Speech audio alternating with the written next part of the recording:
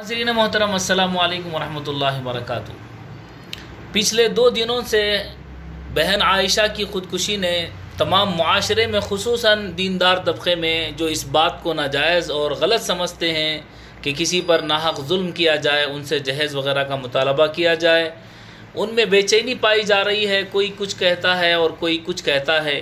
कोई इस तरह के फतवे बाजियों में मुलव्वस है और कोई जो है उलमा को मोरिद इल्ज़ाम ठहरा रहा है कि इसकी वजह उलमा हैं।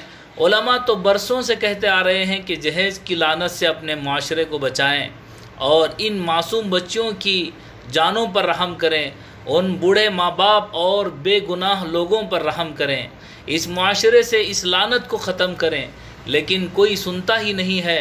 हर एक को अपनी ख्वाहिश, लालच और जो है अपनी तकब्बुर और दिखलावे से जो है फुर्सत ही नहीं मिलती। हर एक ये चाहता है कि उसे पसंद किया जाए, उसके कपड़े देखे जाएं और जो है उसकी सजावट देखी जाए। हमने कितना दिया है ये दिखाने के लिए और जो है कितना हमने लिया है ये दिखाने के लिए सास, बहू, नड़न जितने लोग हैं उन सब की लंबी फहरिस्तें हैं, जिसकी वजह से एक बच्ची ये तो मंजर आम पर आई है। ऐसी रोज़ाना कई बच्चियाँ जो है इस जहेज़ की लानत की भेंट चढ़ जाते हैं। अल्लाह ही को मालूम है।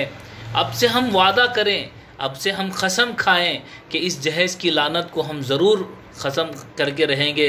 खुसूसन नौजवानों से मेरी दरख्वास्त है, इस बात का तहिया कर लें कि अल्लाह पालनहार है, वो किसी के सामने हाथ ना फैलाएं। इंशाअल्लाह ज़िंदगियाँ जन्नत का नमूना बन जाएंगी। अस्सलामु अलैकुम वरहमतुल्लाहि वबरकातुहू।